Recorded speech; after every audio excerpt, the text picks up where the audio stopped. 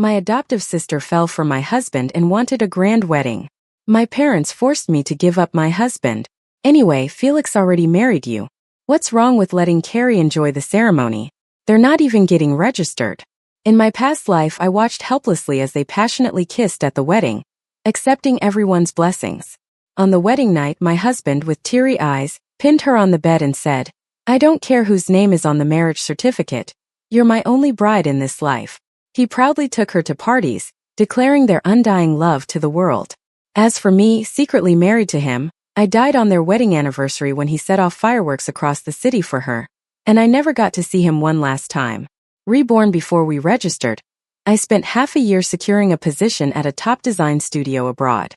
They notified me to start in country Y in 7 days. The day I got the offer, I closed my studio and had a farewell meal with the staff. An employee asked, "Are you going back to be Felix's wife? He loves you so much." I just gave a small smile and didn't say a word. When I got home, the villa's living room was bustling. 4 pairs of eyes turned to me simultaneously.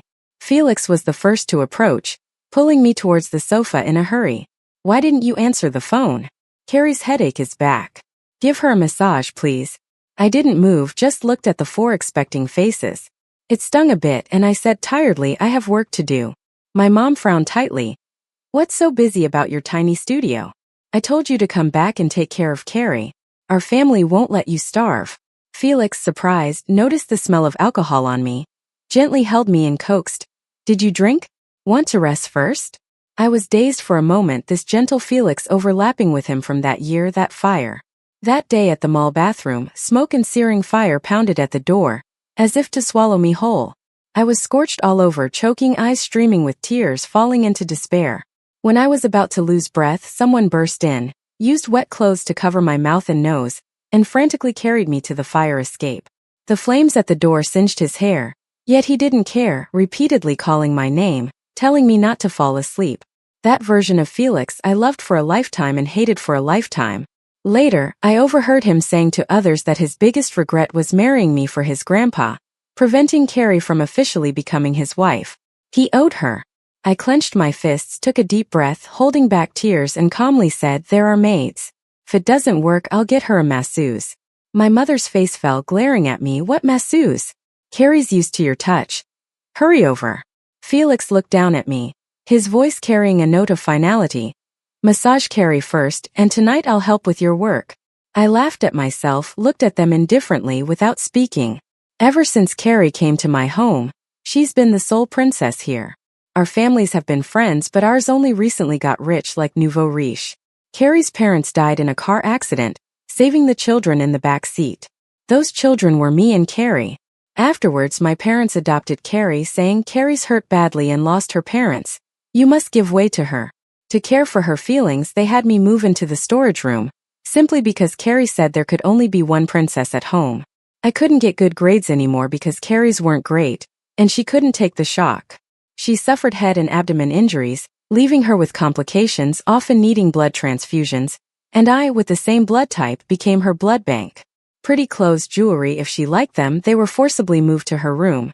My parents, along with my husband, unconsciously favored her unconditionally. Even when she wanted to hold a wedding with her brother-in-law, they showed no discontent and went all out to fulfill her wish. Seeing me silent, Carrie started sobbing quietly, looking at Felix with red eyes. His arm around me quickly let go. He gave me a glance, stepped over, and held Carrie in his arms, listening to her cry out in grievance. "Felix, it hurts so much. I can't take it much longer. I dreamed of my parents last night. They said they can't rest easy. If no one properly cares for me, they'll take me away." Hearing this, everyone's faces turned pale, glaring at me, looking like I was the villain causing her misfortune. She cried so fiercely, clutching Felix's neck, breathing heavily, "Felix, if you marry my sister, will you abandon me?" Felix tightened his hold on her, eyes full of tenderness. "I'll never abandon you." And I clearly saw him whisper in her ear, "I love you." A sharp pain shot through my heart as if a hammer struck it hard. They've been together this early. And I, in my past life, was foolishly tricked by him, married, waiting for him my whole life. The dull pain within I suppressed, turning towards the storage room by the stairs. A loud shout came from behind. "Are you rebelling? Didn't you hear to massage Carrie? If you don't come, You won't be leaving this house again. That's my dad's voice. He's always been bossy, naturally authoritative, now exuding a chilling aura. Once, when Carrie accused me of pushing her down the stairs, I wouldn't admit it. He locked me in the basement without food for 3 days. Closing my eyes, I thought about leaving in 7 days. I shouldn't stir trouble. So, swallowing the bitterness, I slowly walked back to the sofa. Carrie lay in Felix's arms, looking at me triumphantly. I pretended not to see, kept my head down, wanting to get through those 30 minutes quickly. Towards the end, the table was already set with food. Mom, with a doting smile, asked Felix to bring Carrie over for dinner. He glanced at me with a slight hint of pleading and said, "Join us for a bit more. Don't upset Auntie." Facing 2 disapproving looks from the other side, I slowly followed along. The table was filled with seafood, each dish prepared in different ways. Everyone stared eagerly at Carrie, asking what she wanted to eat and if she desired anything else. Nobody remembered. I'm allergic to seafood. I picked up the glass of plain water in front of me, drinking a sip with a blank expression. Meanwhile, Felix put on gloves and started peeling shrimp for Carrie. "Feed me, will you? I want the spicy sauce." Carrie didn't seem to have a headache anymore. She looked playfully at Felix, putting on a sweet act. Felix, full of smiles, offered the dipped lobster to her mouth. After she ate, he even wiped the sauce from her lips, gently caressing her twice. The two seemed to enjoy these openly affectionate gestures. Felix occasionally glanced at me, feeling guilty, and said, "Carrie likes things clean. I just cleaned it up for her." With a sarcastic smile on my lips, I remained silent the whole time. Finally, after they finished eating, as I stood up to leave, Carrie pulled me back, tearfully saying, "Sis, can you let me have the wedding? I know your arranged marriage can't be cancelled. I don't want status. I just wish to have a wedding with Felix while I'm still alive. I don't know how long my health will hold up." As she spoke, she started crying again. The air around felt momentarily still, or maybe it was just an illusion. Mom and Dad's faces showed no change, no one uttered a reproachful word, and their eyes were still filled with sympathy. Felix held her, looking at me with guilt, but he didn't speak, just seemed to console Carrie by gently rubbing her back. I flashed a sarcastic smile. "All right, we haven't registered yet anyway." Hearing this, Felix sat up straight. He seemed disbelieving, staring at me with a stiff expression. Mom frowned, looking angry. "This marriage was arranged by Felix's grandpa. It can't be reversed. How can you be so thoughtless? Not a bit of consideration for the family." I ignored her, slightly curling my lips at Felix. "What do you think?" A hint of panic flashed across his face. He pushed Carrie away and walked towards me, reaching out to hold my hand. "Molly, don't say this out of anger. I will marry you. Carrie just wants to fulfill a wish because of her health. We won't have anything else." I looked at him calmly. In my past life, not long after we registered, Carrie fainted again and needed a blood transfusion. I gave her 800 milliliters of blood in 2 days, fainting in the hospital. When I woke up, there was no one by my bed. Upstairs, in a private ward, Carrie was getting an endless supply of nourishing supplements. I called Felix asking where he was, and he said he was busy with work. But when I dragged my weak body upstairs, there he was, feeding Carrie himself and then cleaning her. The two of them flirted openly without a care. I didn't know what Carrie whispered, but he leaned down and kissed her hard. I said nothing for a long time, while the person in front of me looked pale and increasingly anxious. I sarcastically remarked, "If you marry me, you can't have a wedding with her." He opened his mouth to say something, but when he saw Carrie faint onto the dining chair, he harshly let go of my hand and rushed over to hold her. Mom anxiously shouted, "Quick, quick, call an ambulance." She turned around, nearly poking her finger in my face, and growled angrily, "You just can't stand seeing Carrie doing well, can you? Would you only be satisfied if you caused her death?" Dad checked on Carrie while glaring at me darkly. "If you still want to be my daughter, then agree, or else I'll consider you no daughter of mine." Carefully, Felix picked Carrie up and ran outside. As he passed me, his eyes evaded mine. "Molly, don't act up now, trust me, you're the only one in my heart." And then he only hesitated for a moment before quickly disappearing out the door. Watching their backs, I let out a cold sneer. In my past life, I was pampered till 10 years old. After Carrie came, I was suddenly neglected. In my confusion, I kept reflecting on myself, wondering if I had done something wrong, or if I wasn't good enough for Mom and Dad to suddenly stop loving me. I longed so much to regain their affection that no matter how unreasonable their demands were, I would back down and yield endlessly. Dying once made me realize that whether they love me or not doesn't matter. I must love myself. I expressionlessly walked into the storage room to pack my things. There wasn't much to take. A single suitcase held everything. I gathered the rest for donation to Project Hope. This cleared some space in the narrow room. After thinking for a moment, I made a call, and it was quickly answered. I asked calmly, "Is the dashcam footage repaired?" "Rest assured it's all fixed." I gave a small smile. "Send it to this address in 7 days." Calmly, I gave the address of the villa, instructing him to personally deliver it to my dad. In my past life, Carrie claimed the car accident was because I was messing around in the car, and no matter how much I explained, no one believed me. This time, let the dashcam reveal the truth. 3 days later, they finally returned from the hospital with Carrie. Just as I was about to leave, we bumped into each other. Carrie, in a white summer dress, cheerfully held Felix's arm, playfully saying, "Felix, I want the wedding at a 5-star hotel." Felix's doting expression turned pale when he saw me. He rarely studied my expression. Perhaps I was too calm, but he unexpectedly let go of Carrie and walked quickly over to me, a bit tense, saying, "Molly, don't misunderstand. Carrie and I are just having a wedding, nothing more. I've already scheduled our registration. We'll do that before the wedding." I smirked. Well, if Carrie wants that position, she can have it. In my past life, they kept the wedding a secret from me. I was almost the last to know about it. Someone sent me a livestream link, and when I clicked in, they were already at the vow and kiss part. They kissed passionately in front of everyone. From that day on, as Felix's hidden wife, I watched my husband with his wedding bride, day in and day out. He flaunted his love for her, and his eyes were always full of affection when he looked at her. The only time he'd acknowledge me was when we went to see Grandpa, and even then he was frosty. In my past life, I was too hung up on Felix saving my life. I couldn't admit he'd love someone else. I gave up my career, turned into a miserable woman, cried and fought, but I couldn't let go. Until the end, I was his wife in the shadows, and he never came to see me before I died. On their anniversary, he planned a citywide fireworks show for her. It was under those fireworks that I unwillingly took my last breath. Now Felix is grabbing me, refusing to let go, and I can see panic in his eyes. I sneer, meeting his gaze head on. "You want it all, but you're not getting it. If you push me to get the marriage certificate, I'll post it on social media and expose Carrie as the homewrecker." No sooner had I said that than someone rushed out from behind him. They pushed Felix aside and slapped me hard across the face. "Carrie's parents saved you, and this is how you repay them? You're ungrateful and don't deserve to be this family's daughter." Holding my now red and swollen cheek, I chuckled sarcastically. "I know. You only ever had one daughter." He hesitated for a moment. Then came Carrie's anguished voice, "Dad, Felix, my head hurts." Everyone immediately rushed to her side, comforting and escorting her inside.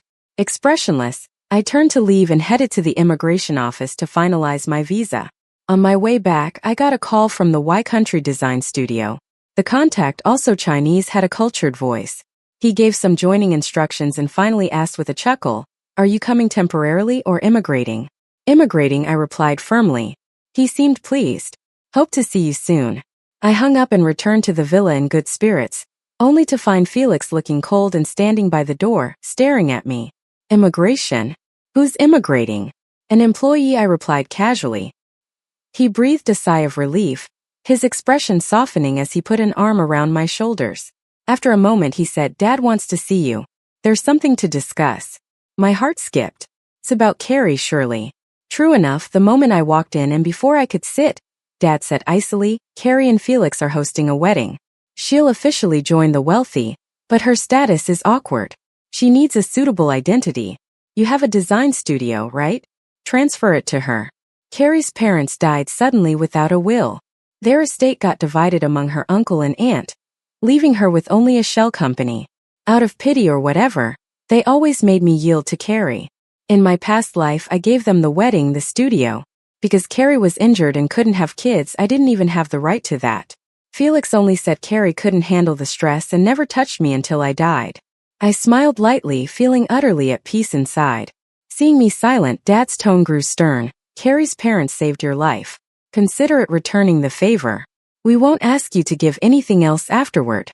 He's been in business for years, unlike Mom, who's clueless about the world. He knew my studio was high value, and since graduating, I'd been grabbing international design awards, making my studio a hotspot. But he didn't know I'd already taken it apart. With a flawless smile, I said, "All right, I'll handle the transfer in a few days." Relieved, Dad nodded. "I knew you were a good kid. If you were like this sooner, I wouldn't have hit you." Even Mom spared me a glance without her usual anger. Now this is a happy family. I internally scoffed and didn't bother with their theatrics. Carrie, with a slightly smug look, faced me head-on. I smiled back, watching her expression change slowly. Unusually, Felix followed me to the storage room. Standing in the narrow space, he seemed dazed, then worriedly asked, "Molly, where's your stuff?" They wore out, wanted something new, so I tossed them, I responded coolly. Appearing somewhat pained, he hugged me, cooing, "I'll buy whatever you like." Gently, he brushed the bruise on my face from the slap, tenderly kissing it, murmuring, "Carrie's health is poor. This will be the last time, and I promise I'll make it up to you." Inside, I felt nothing. I knew his family was deeply involved in defense and couldn't leave the country. "So, Felix, there's no future for us, not even meeting again." In the next 3 days, everyone was coming and going early. Carrie posted, "Rehearsing for the wedding of the century." "Sure, here's the translation." I gave a thumbs up. And right away, more messages came through. "Molly, so what if you're the real daughter of this family? Everything of yours will be mine. What's a marriage certificate? I'll have everything of Felix. And you'll always be that rat in the gutter, getting no blessings." I silently took a screenshot and sent it. "Print this out and send it along with the other stuff." The weather was nice on the day I left. On the way to the airport, Felix unexpectedly called me via video. He looked serious for 2 minutes before asking where I was going. I smiled, "A nice place." There was a flash of panic in his eyes, and he urgently said, "Molly, don't go running around. I'll be back this afternoon to pick you up, and we'll go register for marriage." I looked at him calmly, without saying anything. I heard Carrie's voice in the background. "Today's the last day of rehearsal, Felix. In a few days, I'll be your bride." He frowned slightly but didn't reply. Then my mom appeared on the screen, urging me to transfer the studio to Carrie. I nodded and said something unrelated. "Blessings." Felix looked tense and asked me, "Molly, who are you blessing?" I just smiled. "Bless everyone." At this point, even Dad came over with a rare smile. "You've finally grown up. Don't worry, the family won't treat you badly." I smiled indifferently. It was a rare peaceful atmosphere. But Felix looked at my face, uneasy, sensing something was off with me these days, though he couldn't quite say what. Unfounded fear started rising in him. Someone urged him to hurry up again. Before hanging up, I calmly called out, "Dad, Mom." They were obviously impatient, urging Felix to hang up quickly. I smiled and said goodbye, then hung up myself. Dad, Mom, Felix, goodbye forever. Before entering the airport, I turned back with my small suitcase, taking one last look at this city I had lived in for 2 lifetimes. Then I resolutely stepped inside. In Y Country, the person who had assisted me previously was there to pick me up. He stood out in the crowd with a bouquet, catching everyone's attention, with several girls nearby taking pictures of him on their phones. Seeing my name on the card, I walked straight over and called out, "Nolan?" Upon seeing me, his eyes lit up. He handed me the flowers and said with a smile, "Molly looks even more beautiful than in the photos." As I took the flowers, he grabbed my small suitcase and gently asked if I wanted to head back to the apartment first. I nodded. The apartment was prepared by the studio for me, and had already been transferred when I arrived. Before entering, Nolan handed me an envelope, probably containing the property deed and such. As I opened the door, I was amazed by the ocean view through the floor-to-ceiling windows and let out a spirited shout. The apartment wasn't as big as the villa back home, but it faced the sea with excellent lighting, offering a space of true freedom just for myself. I spent the night shopping for curtains, carpets, and wall hangings I liked. I also picked up various quirky art pieces at a flea market to decorate the place myself. Lying back on the sofa, my heart, which had felt empty since my rebirth, finally felt full. Listening to the sound of the waves, tears welled up in my eyes. A life truly my own, finally firmly in my hands after 2 lifetimes. Early the next morning, I opened the door to leave for work and saw Nolan's car parked on the street outside my apartment. Seeing me, he waved.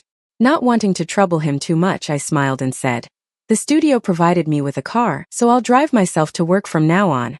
Sitting in the driver's seat, he handed me a bagged breakfast and smiled slightly. It's no bother. I'm heading this way anyway. The car drove towards EC Studio. It was a place I had yearned for a long time. In a previous life, EC had offered me an olive branch too. But after obtaining a marriage certificate with Felix, I faded out of the design scene, handed over my studio to Carrie, and devoted myself entirely to being a wealthy housewife waiting for a husband who never came home. Feeling a slight pang in my heart, Nolan's bright voice pulled me back to reality. We're here. Looking out the window, I saw a building shaped like a crescent moon wave, nestled in the bustling city, yet maintaining a tranquil, natural beauty. My emotions surged, and I was so excited that my hand trembled as I opened the car door. Nolan gave me a deep look, stood by my side, and gently said, "It's an honor for EC to have you." Sophisticated as ever, he offered me his arm with a smile. Would I be lucky enough to have the honor of being Molly's tour guide? I smiled, not pretending to be demure, gently took his arm and said, "Lead the way, please." The EC building had 22 floors. It would take a whole day to see it all.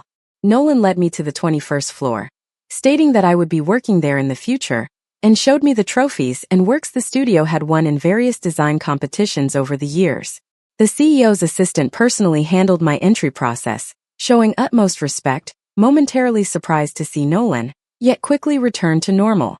The office was spacious and comfortable, my preferred impressionist style.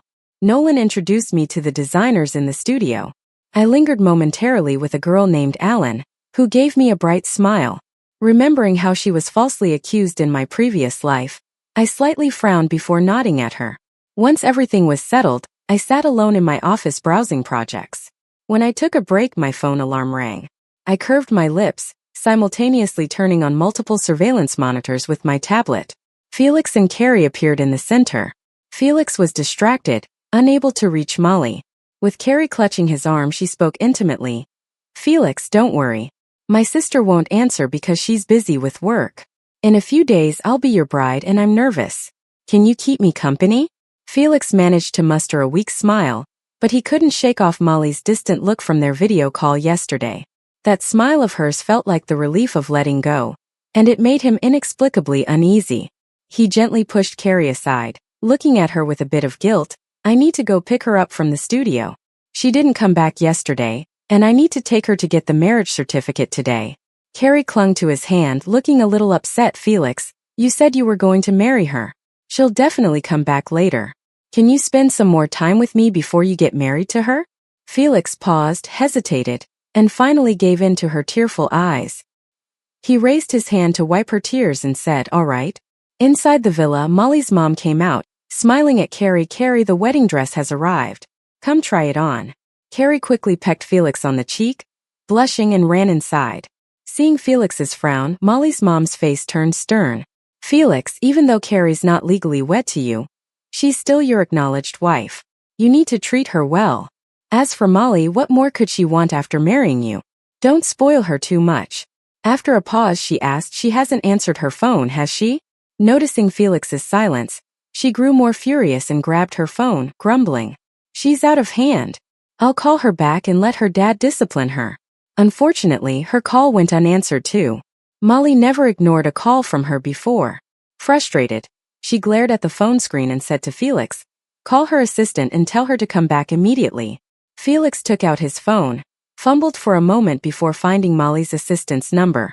He hadn't saved it, but when he blocked Molly for not accepting Carrie, she'd called him from her assistant's phone. The assistant picked up pretty quickly, but their reply shocked him. "What? Felix, Molly didn't tell you? She closed the studio down 7 days ago." Felix's face turned ashen, gripping the phone until his knuckles turned white. The assistant, unaware of Felix's reaction, chuckled. "You and Molly have such a good relationship, always picking her up from work. Maybe she's planning a surprise for you. We teased her about becoming a full-time wife and she just smiled. Anyway, congrats to you and Molly on your marriage." Felix's expression finally softened a bit, and he said thank you before hanging up. Molly's mom, puzzled, looked at him, and after careful choice of words he said, "Molly closed the studio." That caused an uproar, and Molly's mom was furious, turning pale with rage. How dare she close the studio? That was Carrie's dowry and her status symbol. Molly has become impossible.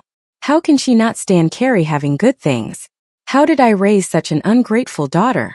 Felix recalled the assistant's words, and with a complicated expression, tried to comfort Molly's mom. Auntie, Molly closed the studio a while ago. Maybe she just wants to be a full-time wife. Molly's mom was even angrier. She can't just close the studio. She refuses to give Carrie anything good.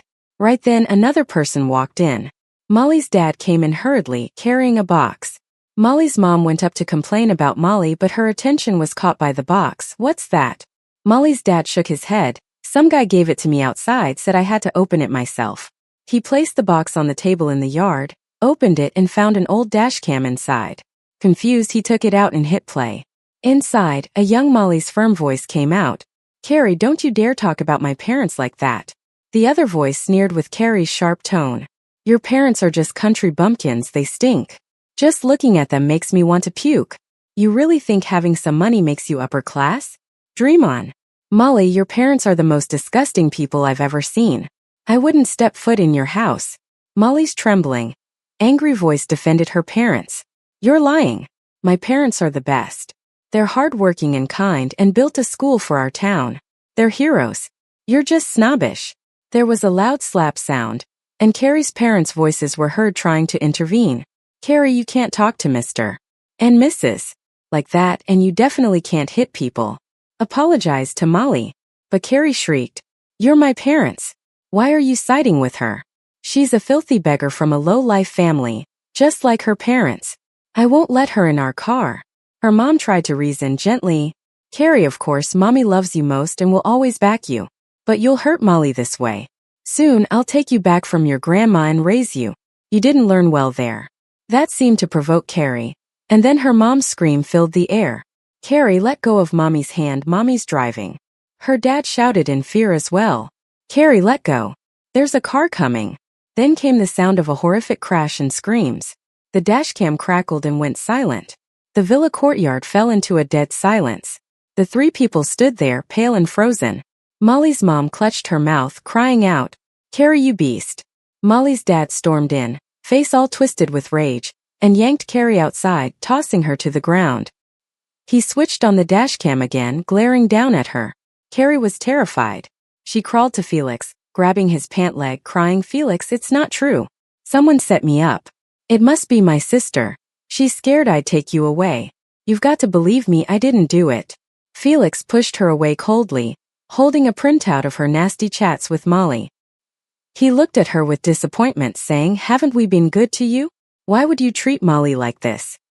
Hearing this, Molly's mom rushed over, pulling Carrie's hair, yelling, from the day you entered our home, what did we ever do to wrong you?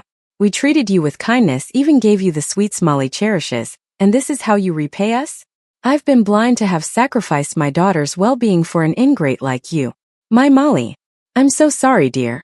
Crying, she pleaded with Felix, Felix, find Molly. Bring my daughter back. Carrie kept begging, trying to hold on to Molly's mom, teary-eyed. Mom, I've always seen you as my mother. Are you abandoning me? Molly's mom yanked her hair harder, slamming her head down, shouting, I held you dear and gave you what was Molly's. How dare you say I'm not your mom? If I had known, I wouldn't have taken you in, even if you were left in the cold to wild dogs. Molly's dad, livid, came over, striking Carrie. You dare speak to me like that? I'll teach you.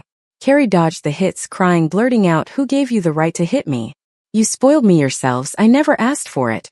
Molly being overlooked isn't my fault. I've never seen parents like you so blind. You expect her to be grateful? Aren't you counting on me in the future? Her retorts earned her more beatdowns. Molly's father dragged her to the basement. As Molly's mother stood, shell-shocked, calling Molly's name, she begged Felix to bring her back. A while later, after some calls, Felix told Molly's mom, devastated, Molly has renounced her Chinese citizenship. After witnessing the chaos, I turned off the surveillance. Before leaving, I installed some hidden cameras, just to see their reactions when the truth hit them. Feeling relieved, I realized these people no longer affected me. I anonymously uploaded recordings of them pressing me about the wedding to an online platform. A knock on the door, and Ellen entered with her contest entry for this year's jewelry design competition. It was the Tears of a Mermaid brooch, a piece from the past tangled in plagiarism allegations. This work would soon be accused of being identical to another by AF Studio, branded as a copy design. EC Studio as a result fell from grace. Decades later, when both works' drafts came to light, tech could prove Tears of a Mermaid was finished first by a month. The world was astonished, but Alan, accused unfairly, had succumbed to severe depression and passed away. EC Studio, once a powerhouse, was reduced to nearly nothing. I looked at Alan, still a bright, vibrant young woman. I asked cautiously, "Who else has seen the sketches besides me?" Alan paused. "My assistant, Eric." I had Alan sit, questioning, "Do you trust Eric completely?" Confused, she said, "Eric's not just my assistant, he's my boyfriend." Seeing a possible issue, I suggested, "This piece can be refined. I need you to stay at the company to work on it with me. Can you do that?" She nodded, ready to text someone, but I gently stopped her. "Let's keep this a secret." Sensing something, she agreed with a mischievous smile. "I'll tell him I'm on a trip." We worked tirelessly on the sketches, modifying until it was unrecognizable. Complimenting me, she laughed. "They say the new design director is award-winning." I was skeptical, but now I can see to your brilliance. The design competition results were announced. A piece called Tears of an Angel, drawing parallels with ours, sparked discussion. Shocked, Alan cried, realizing her narrow escape from trouble without changing her piece. As colleagues inquired, her assistant, Eric, unnerved, attempted to leave. Security caught him, and within 30 minutes the truth was out. Thanks to our efforts, Alan won a gold, stood vindicated, and took Eric and AF Studios' Sarah to court over Tears of an Angel. Eric and Sarah are a couple, and they want to use Alan to get ahead. In their past lives, their selfishness cost a design genius and a top studio. In this life, they paid the price early on.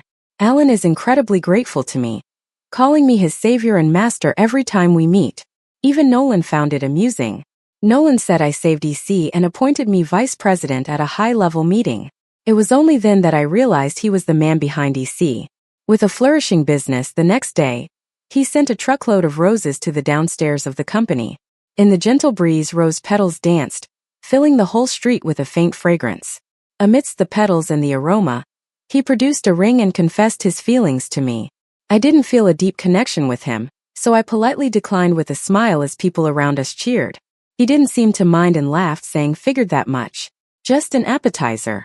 I just wanted to let you know, I'm going to pursue you." Nolan had many ways of wooing me. Flower fields, castles, auroras, romantic and heartwarming. The more ordinary ways included dinner dates and movie nights. One time, while dining, I overheard two Chinese girls at the next table talking loudly about some wealthy family back home. "You heard about the A-City elite family? It's such a big deal, everyone in the country knows. That adopted daughter trying to steal the real daughter's husband. That recording was explosive. A bunch of people ganged up on the real daughter, forcing her to give up the wedding for the adopted sister. High society can be so dirty, they dare to do things under the table. I heard the adopted girl was sent to the countryside of their old home, married off by her grandma to an old widower.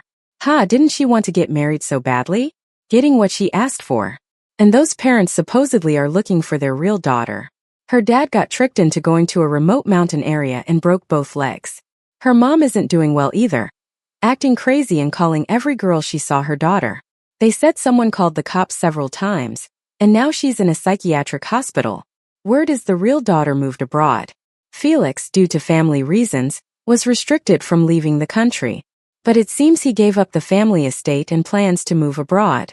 I looked at the person across from me, who was smiling a magnified grin. I looked puzzled and asked, "What's up?" He laughed. "This gossip's pretty funny. Since it's so funny, will you agree to be with me?" Saying that, he handed me an expensive gift. Naturally, I took it, the 99th gift. His eyes lit up. "So you've kept count.